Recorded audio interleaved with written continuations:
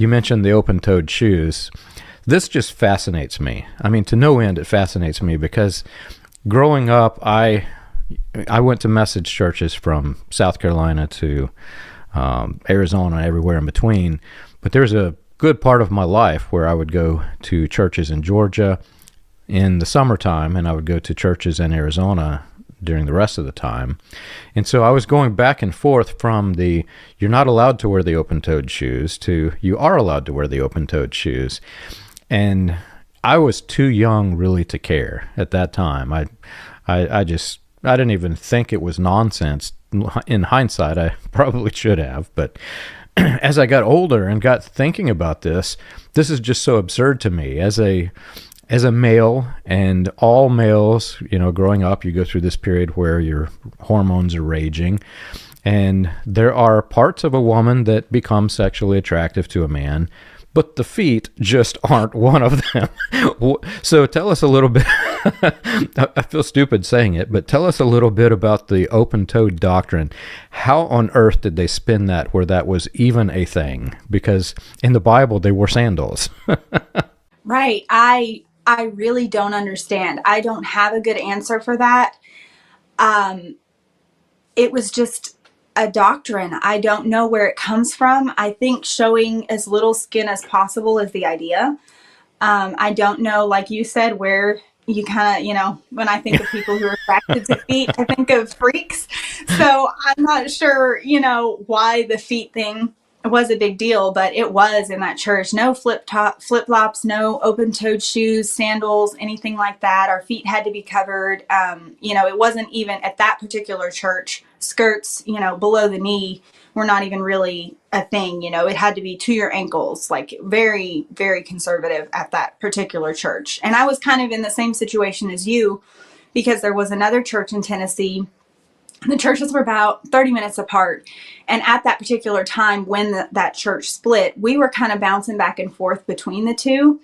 I can thank my dad for that. He had a lot of doctrinal issues with pastors, and as soon as he didn't agree and couldn't make the pastor see his way, we would, uproot and move. So we were back and forth between two churches, and that other church that we were going to at that time was much more lax on the conservative. So it was kind of like, well, when we go to church over here, we got to wear this. And then when we go to church over here, we can wear this. So I get that a little bit.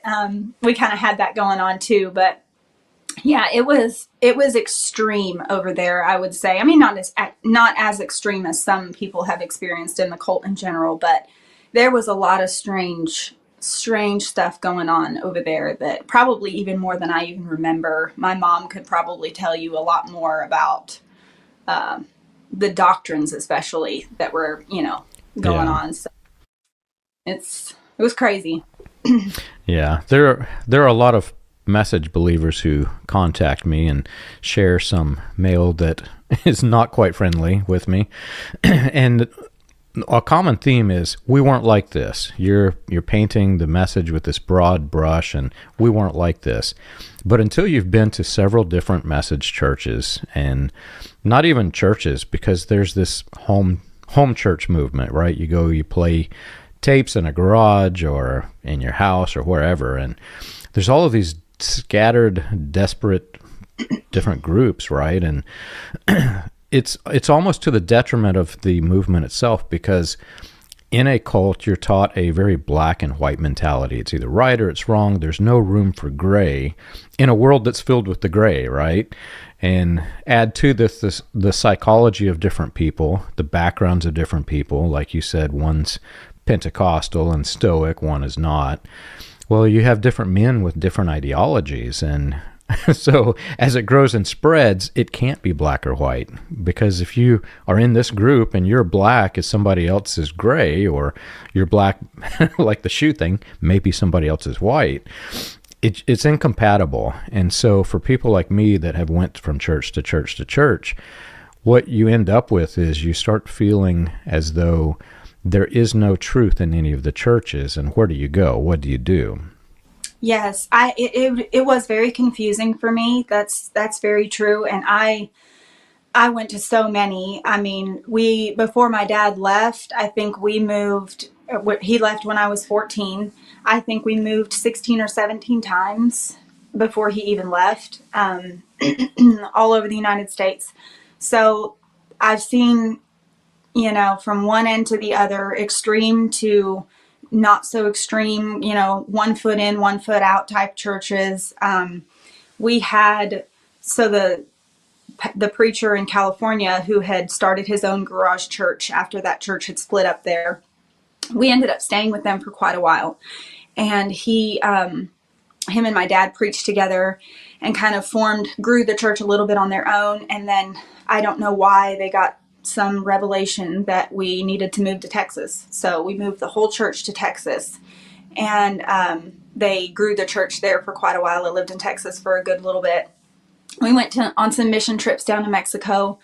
And at that point, when we did move to Texas, we were having church in our house. So, sometimes we did play tapes for services. And then it was always bilingual, because that preacher from California was married to a Hispanic woman, and he spoke Spanish himself. So they attracted, the Hispanic crowd. So the church was always bilingual. So services were always twice as long, because he would preach in English and his wife or someone would translate into Spanish. And then as the church grew, it grew to be trilingual. A lot of French African people started coming. And so then it was 3 languages that we were, listening to all service long. So I literally have sat through 2.5-hour sermons most, through that part of my childhood. It was just, it was normal. I didn't think anything of it. At that age, you're just going with the flow, basically. You're not questioning things. But it does get now looking back, I wonder, why was I not confused? Because we would move here and we would change so many things to conform to that church. And then we would move to a different church and, totally different thing of the way we dress, the way we act, what we're allowed to do, what we're not allowed to do. So looking back, I should have been a lot more confused than I was. I guess that's part of the brainwashing. Yeah. The whole brainwashing thing to me still is surreal, of how much you don't question and how much you don't think to ask a question or think something is off, because you're just, you're in that mentality of, this is normal, this is my life. And when you're born into it like me and very involved in it, I was in 100%. I read all the books, I listened to all the tapes, I fell asleep at night listening to Branham on the tapes. I took notes every service. I read the whole Bible all the way through. I was just in it. Never occurred to me that anything was wrong. I just never. It was really amazing how much I was brainwashed, coming out and looking back and realizing.